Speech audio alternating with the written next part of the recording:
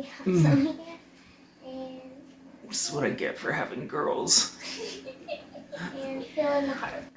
Oh, that's beautiful. We gotta do more stripes there. There. I'm like a weird tiger. Hello world and welcome. This is our botany class and we are learning about Stems. Starting a new chapter.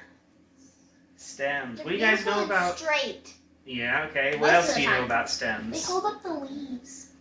Yeah. Leaves grow off of them. Uh-huh. They're brown. They're wood.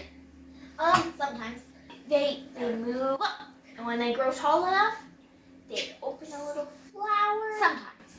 Most of the time. Sometimes. They open a little flower. It's so nice and pretty. And they grow Sure.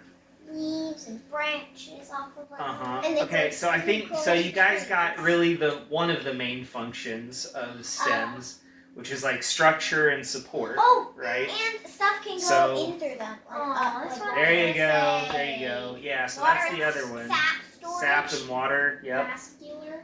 Yeah, the vascular system. That's a good word to know. So yeah, and that, I mean, you guys kind of hit on it. Those are the two main functions of stems. So the first one being structure and support, like you said. So it's kind of like how, like we have our skeletal system, that our bones, that lets us have structure and move and things, and so that we're not just a pile of jelly on the floor. I want to be pile of jelly. Okay, I really don't. It's the same thing for plants. Stems kind of provide that structure for the plants, but also, like Catherine said, the stuff flowing through them, right? So the vascular system, as you pointed out. So that word vascular, you might have heard it before. Where? What? Just say it. It means it has veins. Yeah, it's kind of like veins. They have a bunch of little So- veins inside them.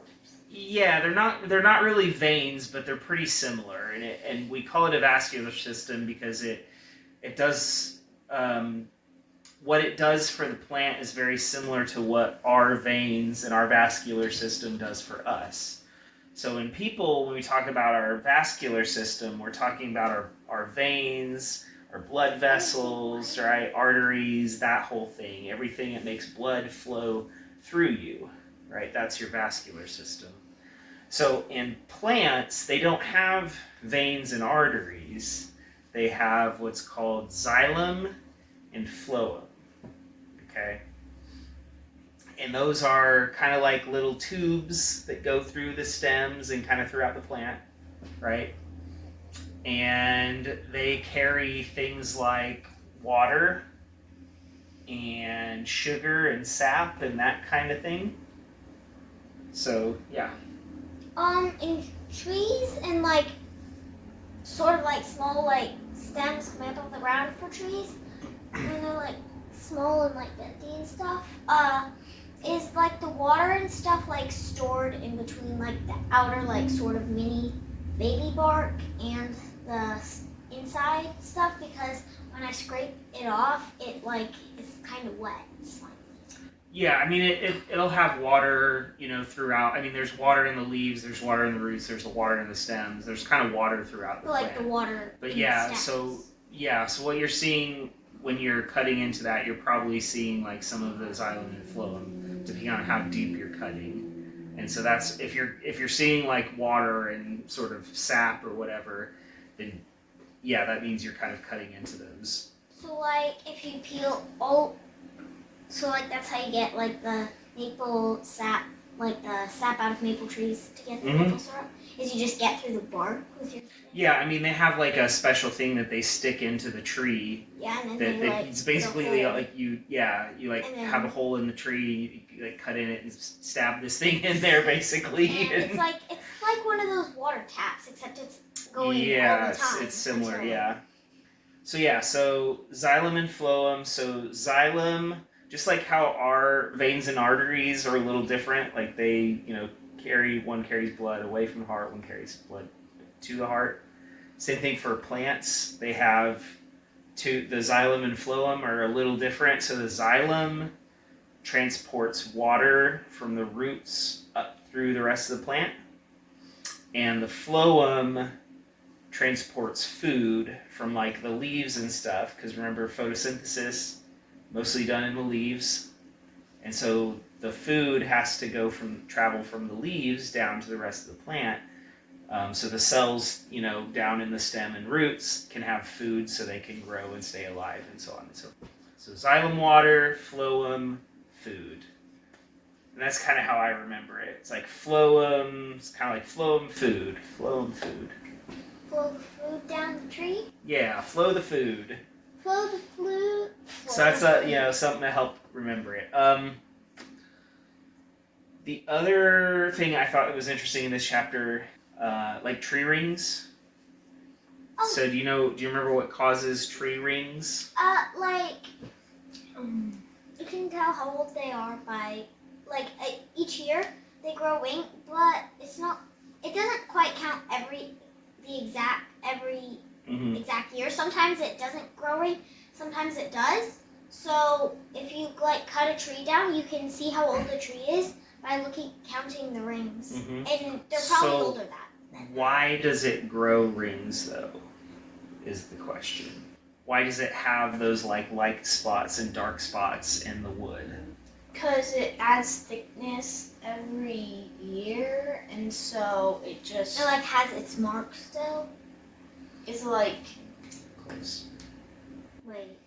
So it has to do with the tree growing, and as it's growing, it's adding thickness, right? So at the end of the year, or the start of a new year, it still has its ring, and it keeps just like a marker. So let me help you a little bit.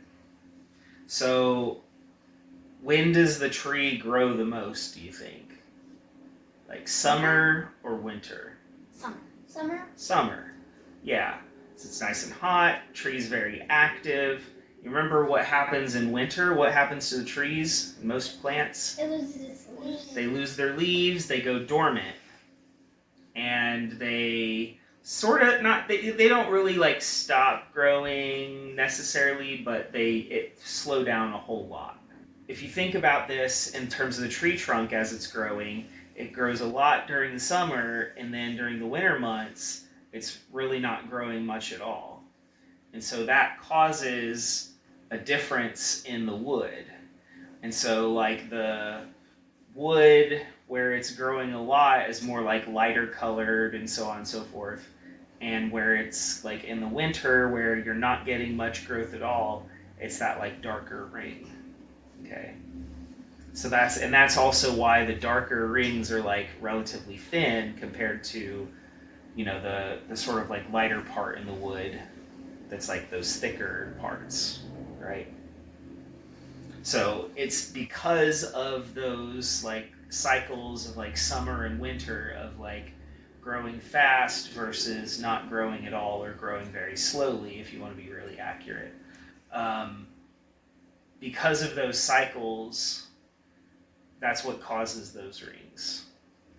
Cool. So the last one that I figured I'd pull out is talking about auxins.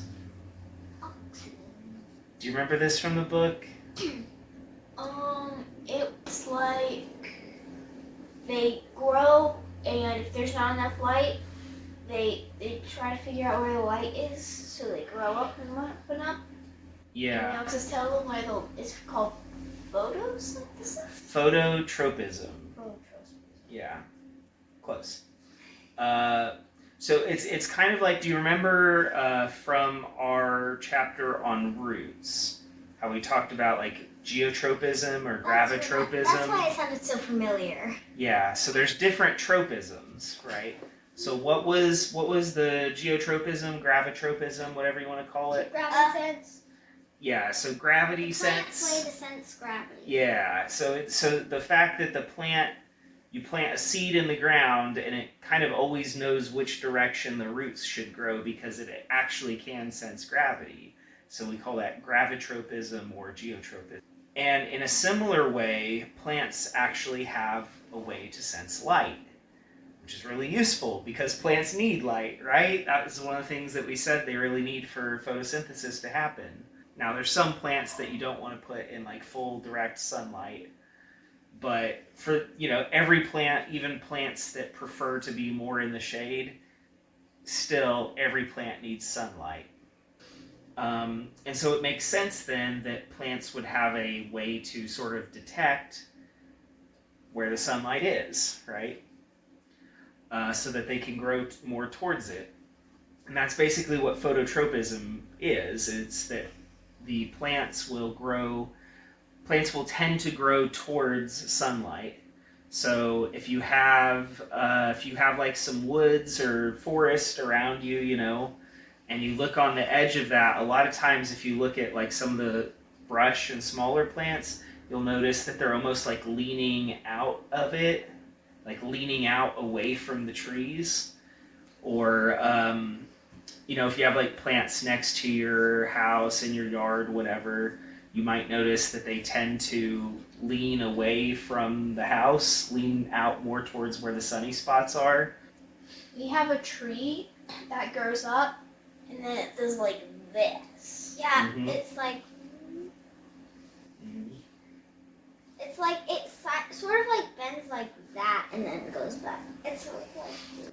Yeah, sometimes there can be some weird shapes. Now, some of that might just be like the tree got bent or something at one point in time, and so it's kind of growing funny now, or something like that. So there's other things that happen. It's not the only thing that affects how plants and trees grow. So anyway, going back to what we said about the auxins. So the auxins are kind of like chemicals that sort of sense sunlight. And apparently we don't really exactly 100% know how this works, but what seems to be the case is that it seems like sunlight actually destroys those auxins.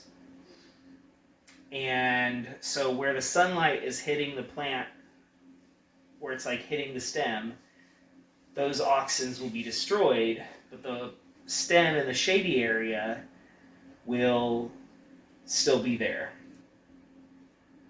And then the effect that the auxins seem to have on the growth of the plant is the cells there where there's auxins, that it tends to get longer. And so the stems will like grow longer and longer. And so if you imagine, if you've got a stem like this, and so the auxins get destroyed on this side because of sunlight, and these still have plenty, this is not going to get as long, and this side will. And so as it grows, this side stays shorter, this side goes longer, so it kind of bends, right? So that seems to be how plants are able to sort of like detect sunlight and sort of grow towards it, is it's because that part that is in the shade is kind of growing longer and longer and longer. And so it causes that bend. Does that kind of make sense? Why is it that like on like windy days or just regular days with the wind that the trees will like rock a lot? How do 'Cause they rock when they're that big? They're just swaying in the wind. I mean, even though tree bark is hard, it's very flexible and stuff too. So yeah, even big trees, they can flex a lot before they break. Even in wind? Yeah. I guess wind can be pretty. Yeah. Well, you got to think also, especially if you've got like a big tree with a bunch of leaves, it's almost like having a like a big parachute. Yeah. Ah. So those leaves, everything on that big old tree, it's really good at catching the wind. You got to think, right? It's like standing out in the wind with like a big umbrella or a parachute or whatever. It'll catch the wind a lot, and so that'll make it sway more even when there's not that much wind. Sometimes when we go out and it's like raining, but it's also really windy, and I have an umbrella, it'll like bend my umbrella backwards, so it's like this, and it'll go, ooh. So that's about it. I mean, I think the only other thing that we can talk about is kind of neat is like there are examples of kind of more extreme phototropism. Probably the biggest one is like sunflower. Have you guys seen like sunflowers? How they like always, their head Always points to the big- sun. Yeah, it always points towards the sun. So much so that it'll actually like move during the day, over the course of the day, to like follow the sun.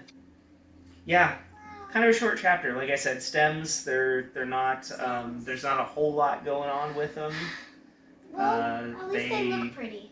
Main thing is structure and the vascular system, the xylem, the phloem. So remember those words and know, xylem transports water, phloem transports water. I pointed down, but it, from the roots up, the xylem, phloem, the food flows, as you say. The food flows. The food flows. Through the trees. So phloem flows flows food from the leaves down to the rest Tongue of the plant. twister. Yeah. I knew tongue twister. Phloem flows the food. Phloem flows the food. Anyway. What? So, yeah, that's pretty much it for stems. So, anyway. You've been watching The Homeschooling Scientist. Peace out.